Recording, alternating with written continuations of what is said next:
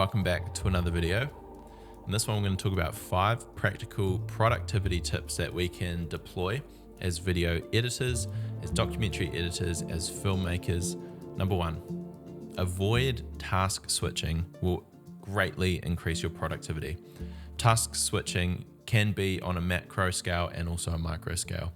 On the macro scale, it's stuff like doing an edit for an hour and then jumping into a Zoom call for a pre-production meeting and then heading somewhere else for another meeting and then coming back, doing another edit for maybe 20 minutes, jumping into some emails. Does that sound familiar? I've spent so many days like that just destroying my productivity because of all the task switching. If I restructured that week and did the editing for 4 hours, took a nice lunch break, and then did all of my admin in the afternoon, the next day did that series of meetings, I'd not only get through all the work quicker, but I would be way more productive and more creative working through that. So avoiding task switching is really important. On a micro scale, even when you're editing, it's really important to break down the different tasks and the mindsets required for those tasks. For example, if you're just syncing footage and culling through B-roll shots and making your selects, that's one particular task. But when you're deploying real intense creativity, such as developing story arcs and really trying to get your head around documentary arcs, that's a different mindset. And so jumping from this task to this task on a micro scale, even within the edit, is also disruptive to your productivity. Try and stick to one thing and finish that thing, cut it off. You can tick it off your list and then move on to the next thing. That'll really help your productivity. Number 2, this concept I picked up from Cal Newport. I've broken it down a little bit so it's not exactly the same, but it's helpful to think of your own mental state in 3 categories: red, yellow or orange, and green. So there are times in your day when you have a green mental state. This is when you're creatively super sharp. It's when you've just got a real flow going. It's often when you're most energized, and it's when you're able to focus and do deep work. For most humans, this is about 2 to 3 hours a day. It's important to identify when that occurs within your day. For some people, it's first thing in the morning. For me, it's 5 a.m. to 9 a.m. That's when I'm mentally really sharp. In the afternoon, or even a mid-morning to afternoon, I start to slow down. For some other people, it's in the late hours of the evening, maybe 7 p.m. to 11 p.m. Whatever it is for you, identify that green mental state and do the hardest part of your day in that state. If you're an editor, it's making sure that you do the hardest processes within that green mental state. Now in the middle, you've got your yellow or orange mental state. This is sort of in between the two. You're not your sharpest, but you can still process work. It's important to identify tasks that you can do within that area and not waste your time with the real intense work that you need to achieve within your green mental state. If you start doing any of your highly focused flow state work within your orange or your red mental state, you'll just burn yourself out.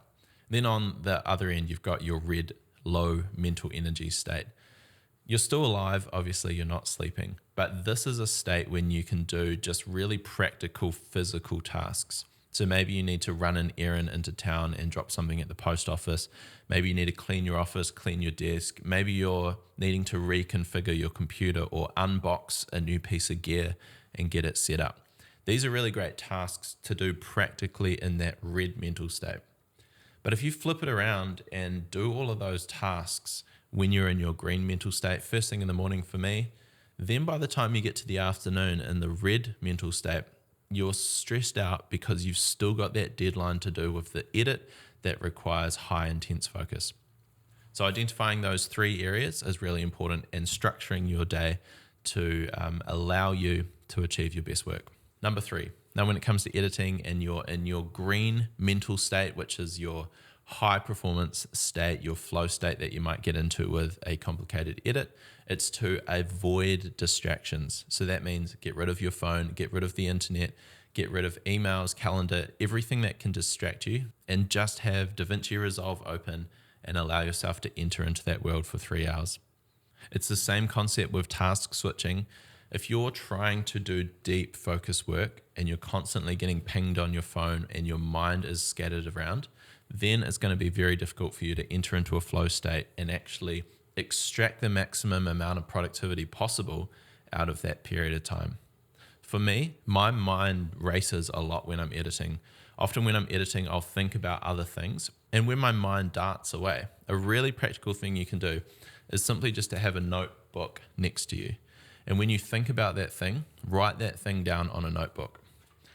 The act of physically writing it down with pen and paper allows your mind to release that thought and put it there.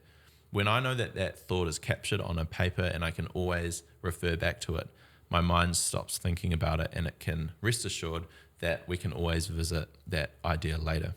So enter into a flow state without distractions. Write any wandering thoughts down on a piece of paper to allow you to refocus. Will increase your productivity, especially in that green mental state, which we talked about in point 2. Point number 4, it's to keep this in mind. Don't overestimate what you can achieve in a day, but don't underestimate what you can achieve in a week, a month, and a year. Take a macro mindset of productivity rather than a micro mindset of productivity. For example, if you've got 6 weeks to deliver an edit, there's no point spending 14 hours a day in the first 3 or 4 days, absolutely smashing it out, only to burn yourself out and then lose a week because you get sick. Think about the long-term goal and work towards that sustainably. Instead of working 12 hours a day in the early days, how about doing 7 hours or even 6 hours and using the other 2 hours to keep creatively inspired? Maybe it's edit for 6 hours and then watch a movie or go for a walk and chill out. And that sustainable process will inevitably get you to the goal creatively more fulfilled, more excited, and more rested. So take a macro view of productivity instead of a micro view. Number 5, remember the productivity snowball. Just like Dave Ramsey has his debt snowball to get out of debt, the concept is to pay off the smallest debt first and then use all of your energy to pay off the next debt, the next debt, and the next debt. Rather than chipping away at everything at once, it's much more practical and more powerful to pay the smallest thing off first and then grow from there. It's the same thing with productivity. It's about getting things off your list to reduce the mental overhead. Let's say you've got 10 creative tasks that you need to finish for the week. If you're a solo operator, it might be delivering a few quotes to a client. It might be writing a script for another production. It might be editing 2 or 3 films. The idea is to get an entire category off your list before doing the next thing. Often we feel like we're being more productive when we're chipping away at everything at the same time. We're doing a little bit of this edit, and then we're doing a little bit of this edit over here, and then we do a little bit of the script for the production that we need to do next week, and we jump around. But what that does is it keeps that mental overhead quite high, and across your entire week, there's this low-level stress that exists because you know you've got so many things to deliver. It's much more beneficial and more productive if you can completely finish a task and completely remove it off your list. So it's the productivity snowball. Once you've done one, you do another, and as your mental overhead reduces, it gives you way more capacity to finish off those things at the top of your list. I hope that's helped in some way. Just some thoughts that have been floating around in my head recently about productivity. If you enjoyed this video, love for you to leave a comment down below on this YouTube video and like and subscribe. That would be much appreciated. We'll see you in the next one. Peace out.